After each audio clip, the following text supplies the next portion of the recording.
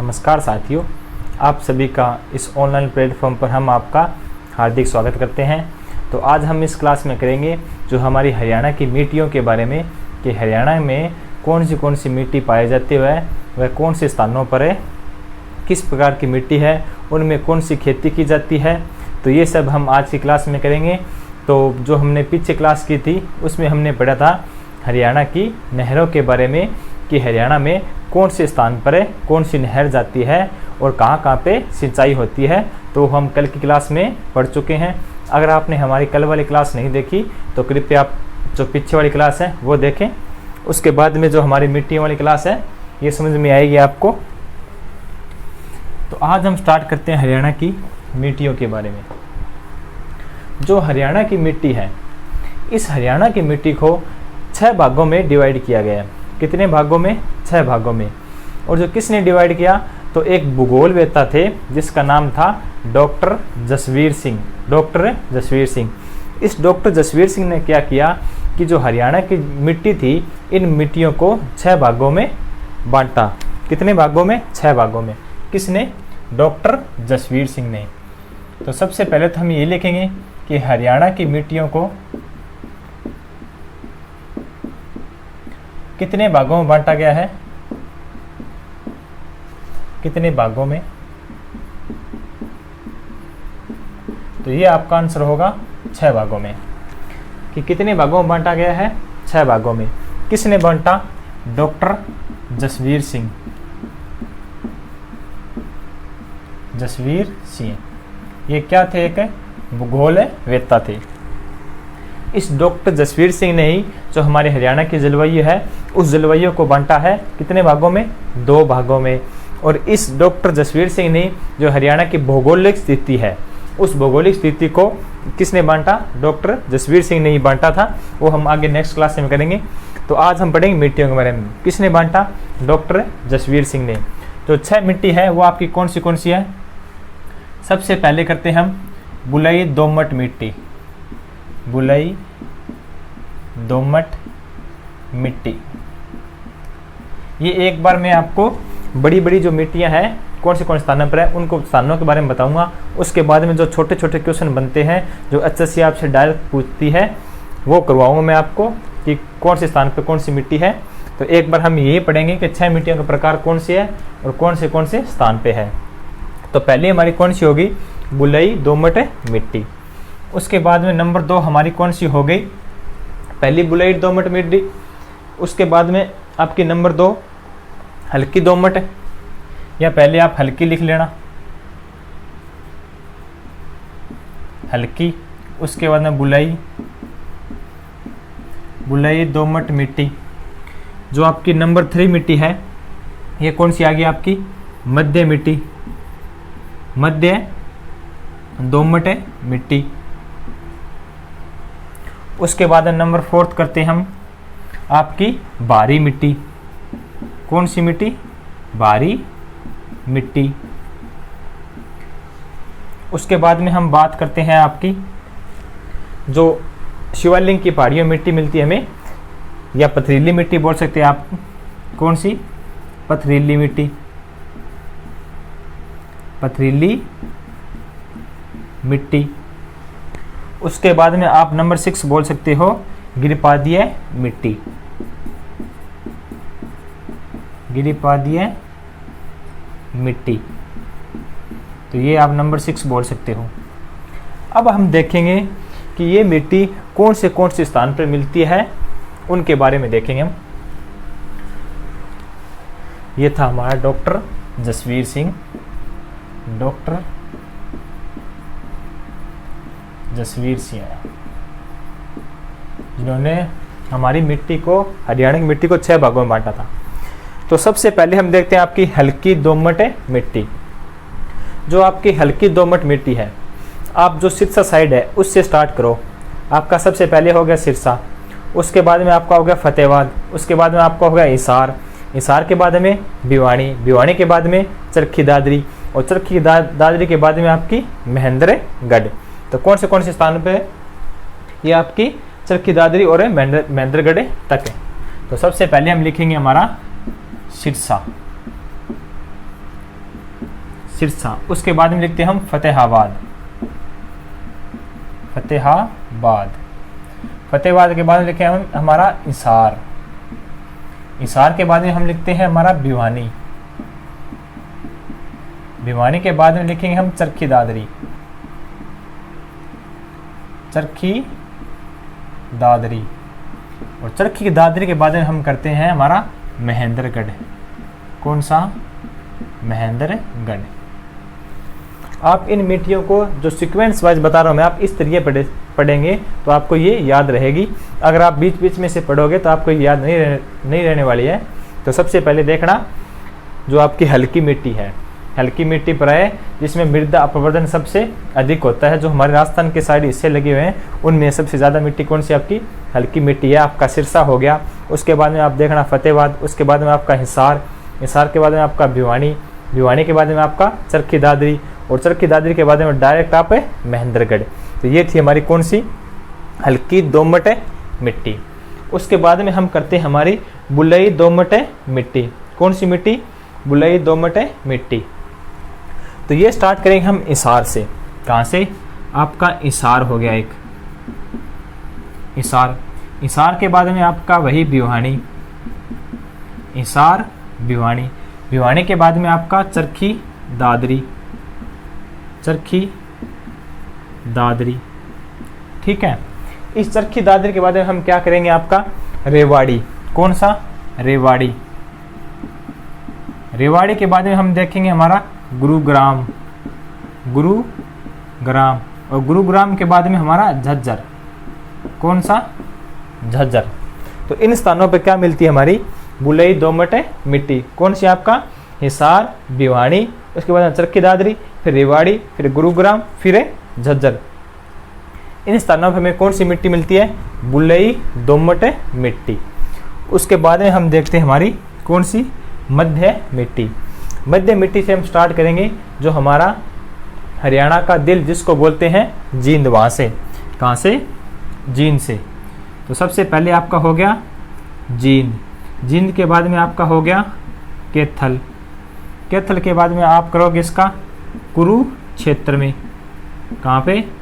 कुरुक्षेत्र में। कुरुक्षेत्र के बाद में आप देखोगे करनाल आपका। कौन सा? करनाल। करनाल के बाद में आपका हो गया पानीपत। पानीपत के बाद में आप देखोगे सोनीपत। कौन सा? सोनीपत। सोनीपत के बाद में आपको देखना है एक आपका गुरुग्राम और एक आपका फरीदाबाद। कौन सा? गुरुग्राम व फरीदाबाद। सोनीपत के बाद में आपका फरीदाबाद, फरीदाबाद व आपका गुरुग्राम। कौन सा? गुरुग्राम, जिसका पुराना नाम क्या है? गुड़गांव। गुरुग्राम कब रखा गया था? 2016 के दौरान। और गुरुग्राम एकमात्र ऐसा जिला है जिसके अंदर क्या है? 2 नगर निगम। एक आपका गुरुग्राम होगा, एक आपका होगा मानेसर।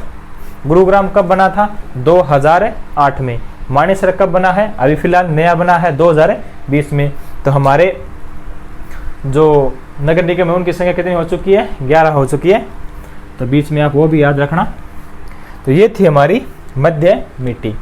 उसके बाद हम देखते हैं हमारी भारी मिट्टी। भारी मिट्टी को कैसे देखोगे? कि जो हमारी यमुना नदी है। कौन सी? यमुना नदी। इस यमुना नदी के साथ में जो हमारे ज़िले लगते हैं उन ज़िलों में कौन सी मिट्टी मिलेगी हमें? तो हमारी भारी मिट्टी मिलेगी। कौन सी मिट्टी? भारी मिट्टी। तो सबसे पहले आपका हो गया यमुना नगर, यमुना नगर। उसके बाद में आपका हो गया करनाल। उसके बाद में आपका हो गया पानीपत। उसके बाद में आपका हो गया सोनीपत। और एक यहाँ बीच में रह गया आपका कुरुक्षेत्र। इसके साथ में लिख लेना आप कुरुक्षेत्र, सोनीपत। उसके बाद में आपका हो गया फरीदाबाद, फरीदाबाद। इन स्थानों पर कौन सी मिट्टी मिलती है? तो आपकी मिट्टी मिलती है भारी मिट्टी। ठीक है। उसके बाद में हम देखते हैं कि जो हमारी पथरीली मिट्टी या जिसको हमें शिवालिक मिट्टी बोलते हैं, ये हमारी कहाँ पे है? शिवालिक बोले आपको पथरीली बोले तो आपका आंसर क्या होगा? पंचकुला, पंचकुला व अम्बाड़ा।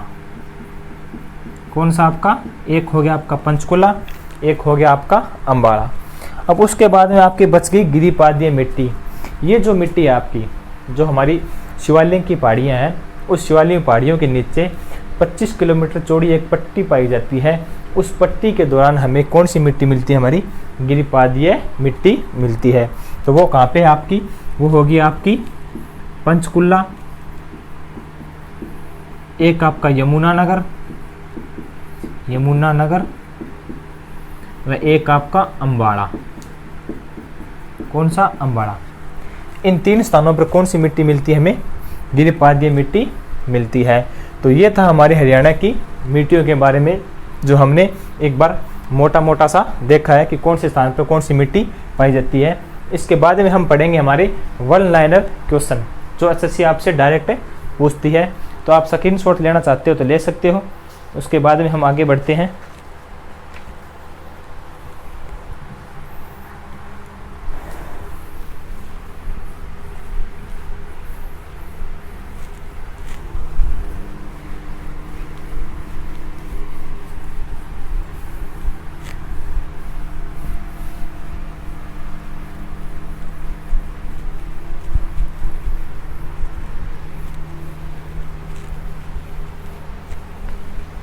अब हम देखेंगे हमारे वन लाइनर क्वेश्चन। आपसे क्वेश्चन नंबर पहला कि हरियाणा के सर्वाधिक भाग पर कौन सी मिट्टी पाई जाती है। कौन सी मिट्टी पाई जाती है, पाई जाती है।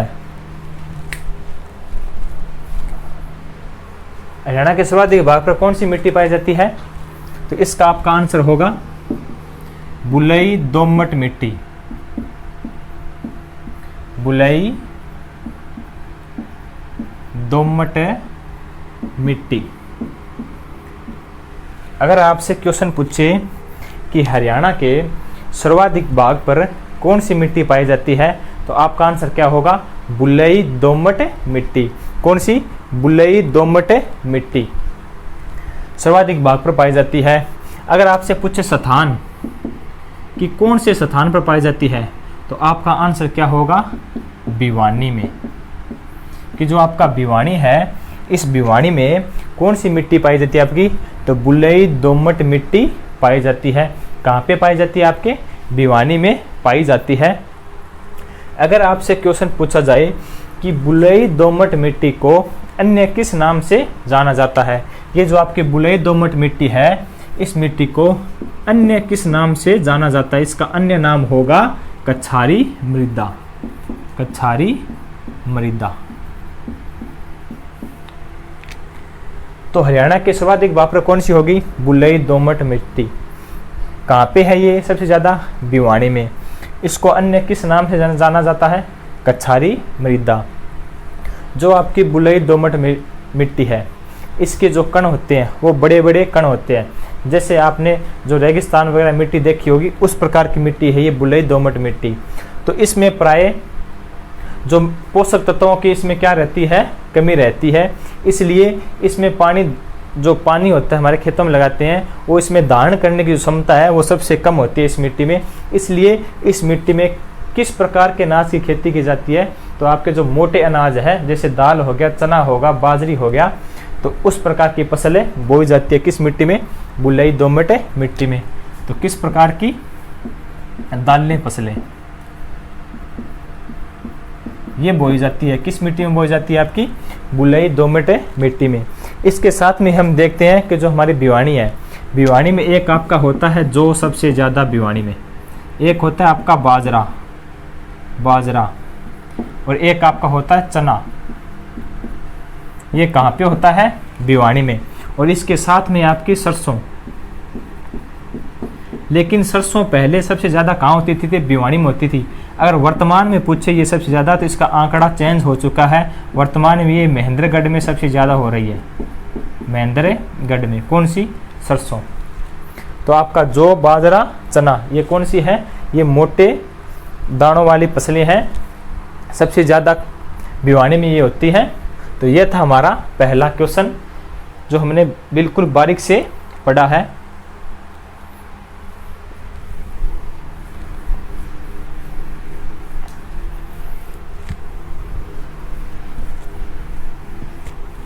उसके बाद में नंबर 2 देखते हैं हमें, हमारा क्वेश्चन नंबर 2 कि लाल मृदा कौन सी? लाल मृदा हरियाणा के किन स्थानों पर मिलती है? किन स्थानों पर पाई जाती है? कौन सी जो हमारी लाल मृदा है वो हरियाणा के किन स्थानों पर पाई जाती है? तो आपका आंसर क्या होगा? कौन सी लाल मृदा? एक आपके सिरसा में और एक आपके महेंद्रगढ़ में।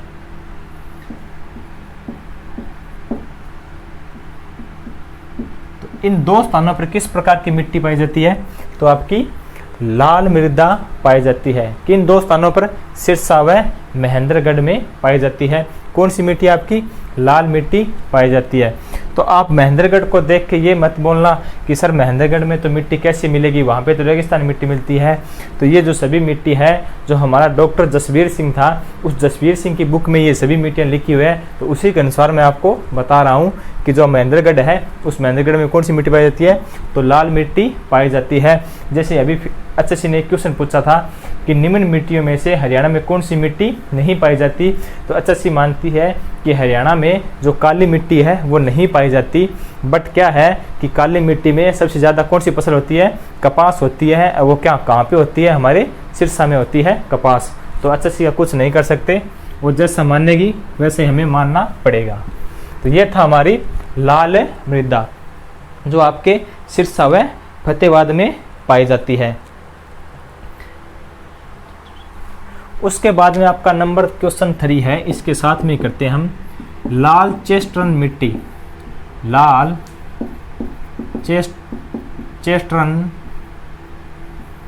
चेस्टर्न मिट्टी कौन सी? लाल चेस्टर्न मिट्टी हरियाणा के किन स्थानों पर पाई जाती है? किस स्थान पर पाई जाती है? पाई जाती है। तो ये आपका नेक्स्ट क्वेश्चन होगा। ये तो है आपकी लाल मिट्टी, ये है लाल चेस्टर्न मिट्टी। इन दोनों में फर्क है। ये आपकी लाल मिट्टी, ये है लाल चेस्टर्न मिट्टी। ये लाल चेस्टर्न मिट्टी आपकी कहाँ पाई जाती है?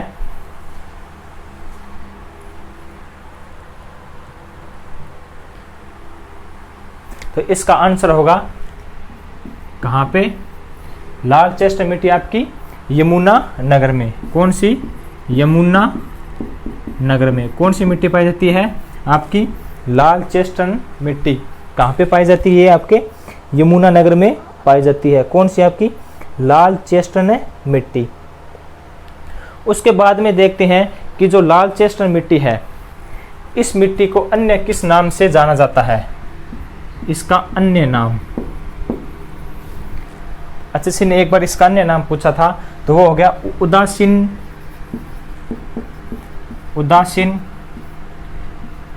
प्रक्रिया मिट्टी। उदासीन प्रक्रिया मिट्टी। तो इसको अन्य नाम से जाना जाता है उदासीन प्रक्रिया मिट्टी। किस मिट्टी को? लाल चेस्टर्न मिट्टी को। कहाँ पे? ये आपके यमुना नगर में मिलती है। अन्य नाम उदासीन प्रक्रिया मिट्टी। एक बार HSC ने इसमें क्वेश्चन पूछा कि लाल चेस्टर्न मिट्टी में किन पोषक तत्वों की कमी पाई जाती है? किन पोषक तत्वों की कमी पाई जाती है? कि किन पोषक तत्वों की कमी पाई जाती है? कौन सी मिट्टी में?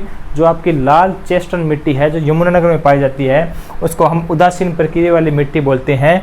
इसमें कौन से पोषक तत्व है जिनकी कमी पाई जाती है? तो आपका एक नाइट्रोजन अवैयिक फास्फोरस, नाइट्रोजन व फास्फोरस। इस नाइट्रोजन व फास्फोरस की जो हमारी लाल चेस्टनट मिट्टी है इसमें क्या पाई जाती है, कमी पाई जाती है। कौन से, लाल चेस्टनट मृदा में। तो ये जिस प्रकार HSC में क्वेश्चन आए हुए हैं वो क्वेश्चन मैं आपको बता रहा हूँ, या आप ऐसे समझ लेना कि इनमें ये सभी के क्वेश्चन HSC के द्वारा पूछे गए हैं, वो ही मैं आपको बता रहा हूँ। तो आपका रिवीजन भी हो जाएगा इसके साथ साथ, क्योंकि HSC ने ये सभी क्वेश्चन पूछे हैं। उसके बाद में HSC ने एक क्वेश्चन पूछा था HSC के द्वारा कि हरियाणा में लवणीय व क्षारीय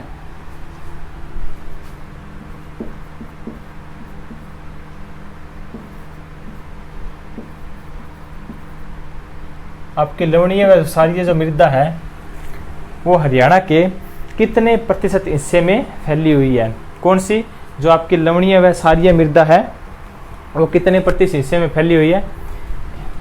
सारी आपको इसको अक्षारीय कर लेना, अक्षारीय मृदा ये हरियाणा के कितने प्रतिशत हिस्से में फैली हुई है। तो इसका आपके पास आंसर होगा कि 32% हिस्से में कौन सी मृदा हमारी लवणीय व क्षारीय मृदा है, वो हरियाणा के 32% हिस्से पर फैली हुई है।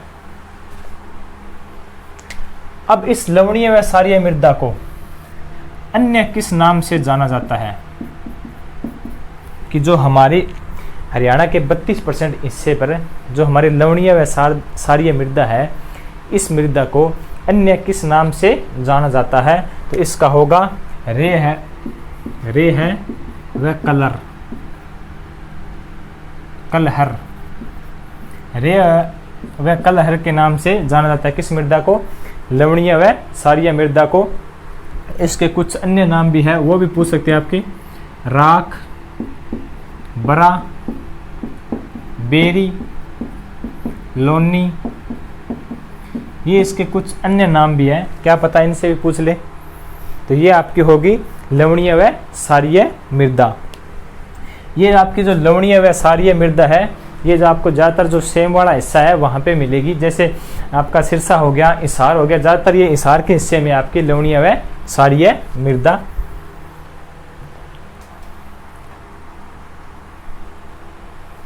उसके बाद में HSC एक क्वेश्चन पूछा था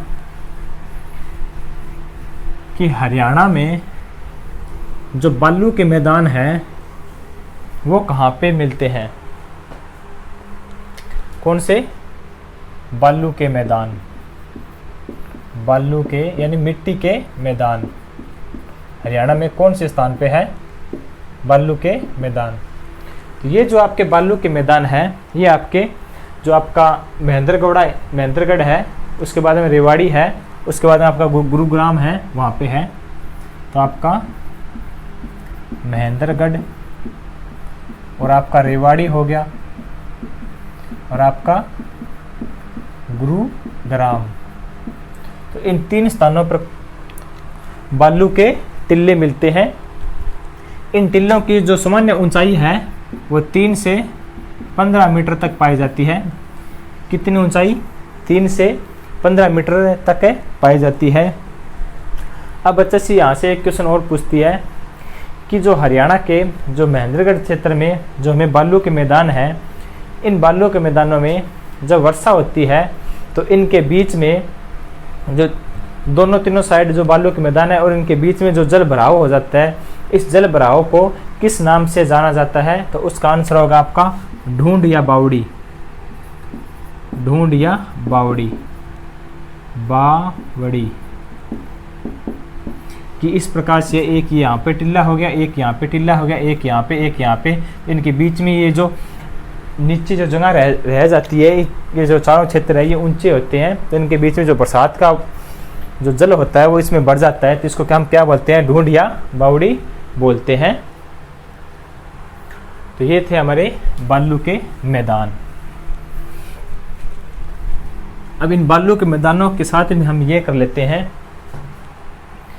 कि हरियाणा में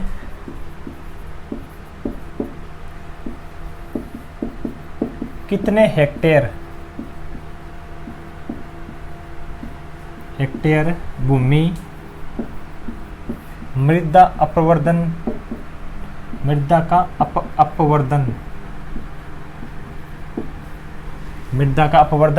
होता है,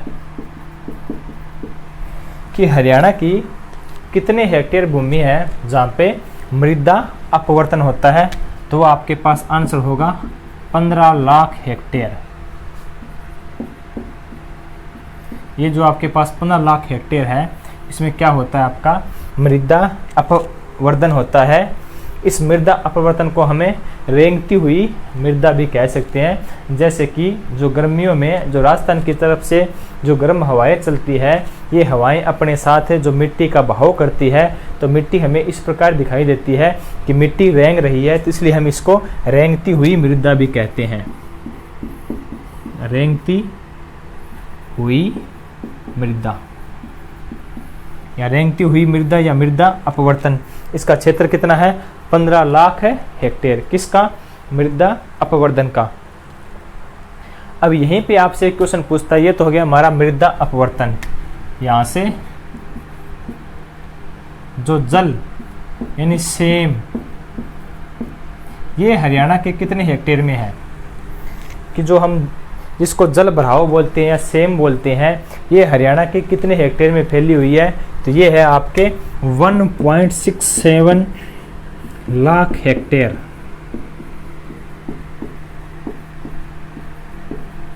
इतने क्षेत्र में क्या है, हमारी जो सेम है वो फैली हुई है 1.67 लाख हेक्टेयर।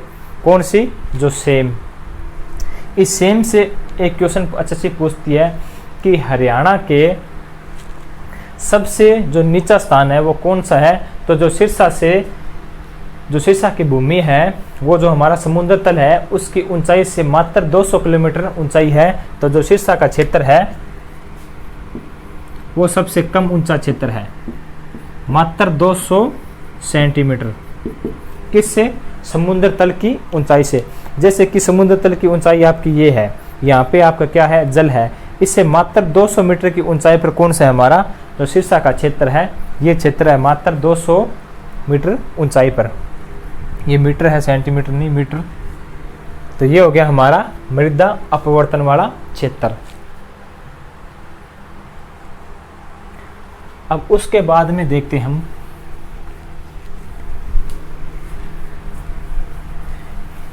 आपसे क्वेश्चन पूछा जाए कि हरियाणा में सर्वाधिक उपजाऊ मिट्टी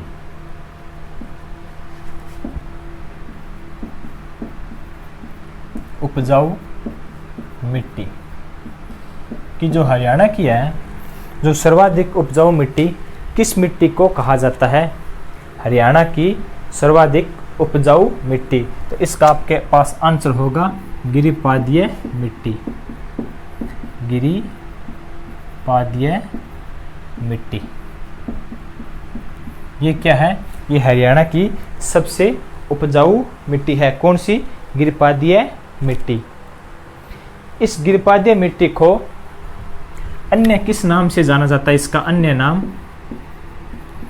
घर व कंगी।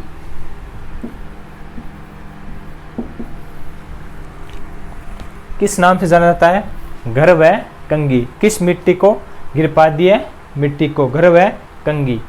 जो हमारा घर है और कंगी है, कंगी कहाँ पे बोलते हैं, जो हमारा घर है वो कहाँ पे बोलते हैं, तो घर हमें बोलते हैं जो हमें नारायणगढ़ व अम्बाड़ा, नारायणगढ़ और एक आपके अम्बाड़ा में। गिरिपादीय मिट्टी को किस नाम से जाना जाता है, तो घर के नाम से जाना जाता है। और जो आपके जगाधरी तहसील है, जगाधरी तहसील, इस जगाधरी तहसील में इसे क्या कहा जाता है, कंगी कहा जाता है। किस मिट्टी को, गिरिपादीय मिट्टी को। और ये हरियाणा के जो शिवालिक की पहाड़ियाँ हैं, जो हमारी ये शिवालिक की पहाड़ियाँ हैं, इस शिवालिक के नीचे जो 25 किलोमीटर चौड़ी पट्टी है, इस 25 किलोमीटर चौड़ी मिट्टी पट्टी के अंदर हमें गिरपादीय मिट्टी मिलती है। आपके यमुनानगर और एक आपके अम्बाड़ा और एक आपके पंचकुला, इन तीनों स्थानों पर मिलती है हमें गिरपादीय मिट्टी, जो क्या है सबसे ज़्यादा उपजाऊ मिट्टी है। उसके बाद में हम आगे देखते हैं, एक क्वेश्चन और है आपका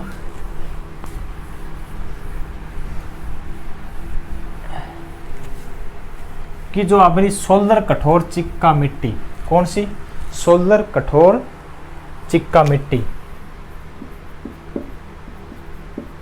सोलर कठोर चिक्का मिट्टी, कौन सी?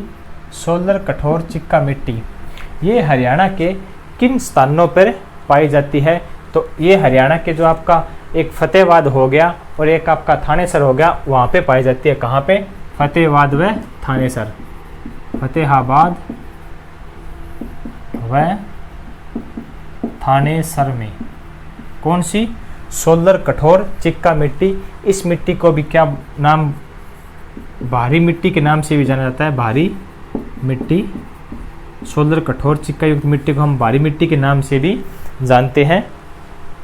और भारी मिट्टी कोई अन्य किस नाम से? खादर। ये हम आगे करेंगे, जो खादर व बांगर है। तो ये था हमारी सोलर कठोर चिक्का मिट्टी, कहाँ पे है? फतेहाबाद व थानेसर के अंदर पाई जाती है। उसके बाद में हम आगे देखते हैं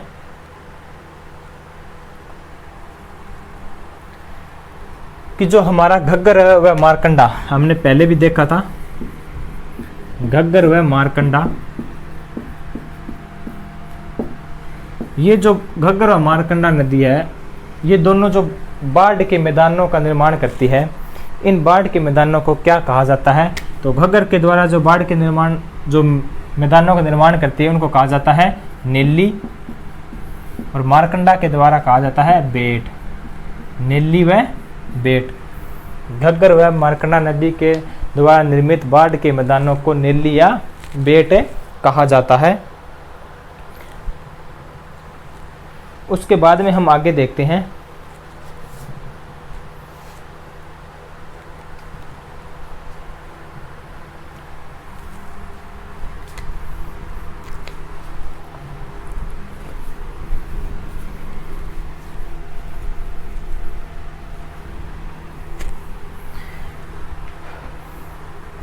कि हरियाणा में हल्की मृदा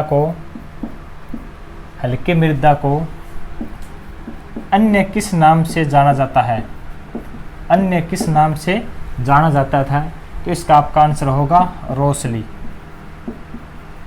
हल्की मृदा को रोसली। और यहीं पे आपसे पूछे भारी मृदा, तो इसके पास आपके पास आंसर होगा खादर। और यहीं आपके पास एक पूछता है आपसे बांगर, एक खादर एक बांगर। ये खादर और बांगर आप समझो क्या चीज है कि जो नदियां हैं वो नदियां अपने साथ कंकड़ पत्थर मिट्टी वगैरह सब कुछ लेके आती है। तो जैसी नदियां यहाँ से हिमालय से निकली, ये हमारा हिमालय पर्वत हो गया, इन हिमालय पर्वत से नदियां यहाँ पे निकलती है, तो इसको बोला जाता है भाबर, भाबर। उसके बाद में नीचे आता है हमारा एक तराई, उसके बाद में आता है हमारा बांगर, और सबसे लास्ट में आता है हमारा खादर। तो ये सीक्वेंस है। इस सीक्वेंस के बारे में अभी बताता हूँ मैं आपके बारे में, आप कभी नहीं भूलोगे कि सबसे पहले जो नदियाँ हैं वो कहाँ से निकलती है? ऊंचे पहाड़ी इलाकों से निकलती है। तो वो नदियाँ अपने साथ कंकड़ पत्थर वगैरह लेके आती है। तो जो बड़े बड़े कंकड़ पत्थर हैं वो इस क्षेत्र में गिरते हैं नीचे। तो जहाँ पे ये बड़े बड़े आपके जो कंकड़ पत्थर गिरते हैं, इस क्षेत्र को बोलते हैं हम भाबर। इस क्षेत्र में जो नदी है इन कंकड़ पत्थरों के अंदर से होकर गुजरती है, तो यहाँ पे जो नदी है वो दिखाई नहीं देती। तो आगे जाके नदी कहाँ दिखाई देगी? आपके जो तराई क्षेत्र है, इस तराई क्षेत्र में आके जाके जो नदी क्या है वो दोबारा से दिखाई देना शुरू करेगी। और इस तराई क्षेत्र में बहुत ज़्यादा वन वगैरह मिलेंगे आपको, और जो जीव जंतु है वो इस तराई क्षेत्र में मिलेंगे। उसके बाद में नदी कहाँ जाएगी आपकी, आगे जाएगी। जो यहाँ पे तराई क्षेत्र के निकलने के बाद में अपने साथ जो मिट्टी वगैरह है वो इस क्षेत्र में ये क्या है, बिछा देती है। किस क्षेत्र में, इस क्षेत्र में मिट्टी का बिछा देती है। तो मिट्टी के बिछाने के बाद में ये क्या होगा, ये मिट्टी का जमाव हो गया, तो मिट्टी ऊंची हो गई। तो जब दोबारा बाढ़ आती है तो इन स्थानों से न होकर ये नदी ये साइड में से निकल जाती है ऐसे। तो ये जो बीच में ऊंचा क्षेत्र रह गया जहाँ पर पानी नहीं पहुँचता है, उस क्षेत्र को हम क्या बोलते हैं, बंगर बोलते हैं। और जहाँ पर हर साल नदियाँ नई नई मिट्टी का जमाव करती है, नई नई मिट्टी का जमाव करती है, उसको हम क्या बोलते हैं, खाद्य बोलते हैं। तो यहाँ से आप समझ सकते हो कि इनमें से कौन सा क्षेत्र ज़्यादा उपजाऊ होगा और कौन सा कम उपजाऊ होगा। तो यहाँ पे नवीन मिट्टी आती है, तो इसलिए आपका जो खाद्य है ये उपजाऊ क्षेत्र होगा, और ये जो आपका बंगर है ये कम उपजाऊ क्षेत्र होगा, और ये क्या होगा, ऊंचा क्षेत्र होगा खाद्य की बजाय। तो ये था आपका खाद्य व बंगर। और यहाँ से HSC ने क्वेश्चन पूछे थे कि ऐसा कौन सा स्थान है जहाँ पर बाढ़ का पानी नहीं पहुँचता है, तो वो आपका होगा बंगर। और जहाँ पर नदी के द्वारा बाढ़ का पानी पहुँचता है तो वो आपका आंसर होगा खादर। और हल्की मिट्टी को क्या बोला जाता है, रोसली, और भारी मिट्टी को खादर। तो ये थी हमारी मिट्टी। उसके बाद में हम आगे देखते हैं कि कुछ हमारे शोध संस्थान हैं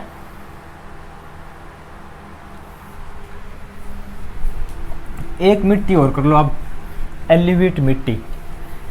एलिवेट मिट्टी को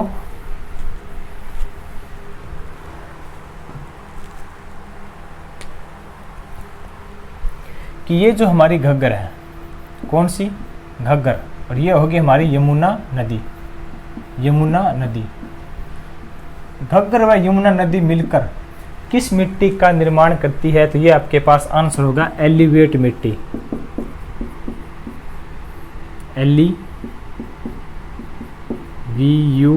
एलिव्यूट मिट्टी। तो ये आपके पास आंसर होगा कि घग्गर व यमुना नदी मिलकर किस मिट्टी का निर्माण करती है, तो आपके एल्यूविएट। एल्यूविएट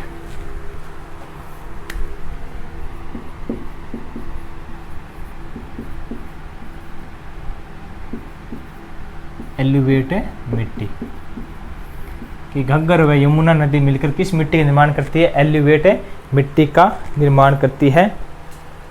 उसके बाद में हम देखते हैं केंद्रीय मृदा लवण शोध संस्थान। कौन सा हमारा, केंद्रीय मृदा लवण शोध संस्थान। ये हमारा कहाँ पे है, ये हमारा है करनाल में। कहाँ पे, करनाल में। इसकी स्थापना पूछती आपसे तो 1969 के अंदर किसकी, केंद्रीय मिट्टी लवणता शोध संस्थान की स्थापना करनाल में कब हुई थी, 1969 के दौरान हुई थी।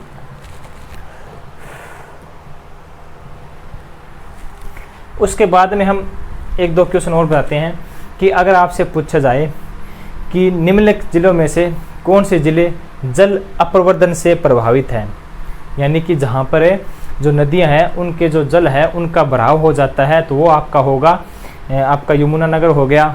उसके बाद में आपका जो यमुनानगर के साइड में थोड़ा सा नीचे चले गया आप तो अम्बाड़ा। उसके बाद में आपका पंचकुला।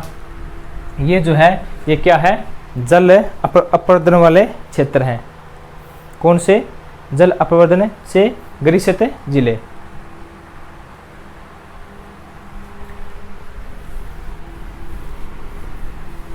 तो ये आज हमारी जो मिट्टियाँ हैं वो मिट्टियाँ क्या हो चुकी है, कंप्लीट हो चुकी है कि कौन से स्थान पर किस प्रकार की मिट्टी पाई जाती है। तो हम आगे वाली क्लास में करेंगे कि ये जो मिट्टी कर ली हमने, पहले हमने नदियाँ पढ़ी थी, उनके बाद में नहरों में पढ़ चुके हैं, उसके बाद में जो मिट्टियों के बारे में पढ़ चुके हैं, और जो सिंचाई प्रयोजन है उनके बारे में पढ़ चुके हैं। और अब हम आगे करेंगे फसलों के बारे में कि कौन सी फसल कहाँ पे होती है, कितने प्रकार की फसलें होती हैं। तो उन फसलों के बारे में नेक्स्ट वीडियो में करेंगे तो उससे पहले आपसे 2-3 क्वेश्चन बता देता हूँ मैं आपके, कि अगर एसएससी आपसे पूछे कि हरियाणा में सबसे ज़्यादा जो सिंचाई है वो कहाँ पे होती है, कौन से ज़िले में होती है, तो इसके पास आपका आंसर होगा कि जो हमारा सिरसा ज़िला है उसमें सबसे ज़्यादा क्या होती है, सिंचाई होती है। उसके बाद सबसे कम सिंचाई पूछी आपकी कि कौन से ज़िले में सबसे कम सिंचाई होती है, तो उसके पास आपका आंसर होगा कि आपके पंचकुला ज़िले में सबसे कम सिंचाई होती है। सिरसा में क्या होती है, सबसे ज़्यादा, सिरसा में होती है सबसे ज़्यादा। और पंचकुला में क्या है, पंचकुला में क्या है आपकी होती है कम सिंचाई। अगर आपसे क्वेश्चन पूछा जाए कि हरियाणा में निम्न स्थानों में से कौन से स्थान पर नहरों के द्वारा सबसे ज़्यादा सिंचाई होती है, तो वही आपके पास आंसर होगा सिरसा, कि नहरों से सबसे ज़्यादा सिंचाई कहाँ होती है, आपके सिरसा ज़िले में, और सबसे कम आपके महेंद्रगढ़ में। नहरों से सबसे कम सिंचाई कहाँ होती है, आपके महेंद्रगढ़ में। उसके बाद में आपसे पूछा जाए कि जो आपके जो बिजली सेट से लगे हुए हैं, बिजली सेट से यानी कि बिजली के कुओं से सबसे ज़्यादा सिंचाई हरियाणा के कौन से स्थान पर होती है, तो वो आपका आंसर होगा कुरुक्षेत्र, कि कुरुक्षेत्र ज़िले में आपके सबसे ज़्यादा जो बिजली से 12 सेट लगे हुए हैं वहाँ पे सिंचाई होती है कुरुक्षेत्र में। उसके बाद में आपसे पूछा जाए कि जो डीजल के सेट लगे हुए हैं उन सेटों से सबसे ज़्यादा सिंचाई कहाँ पे होती है, तो वो आपके पास आंसर होगा आपके भिवाड़ी में। तो बिजली से ये हो गया आपका कुरुक्षेत्र,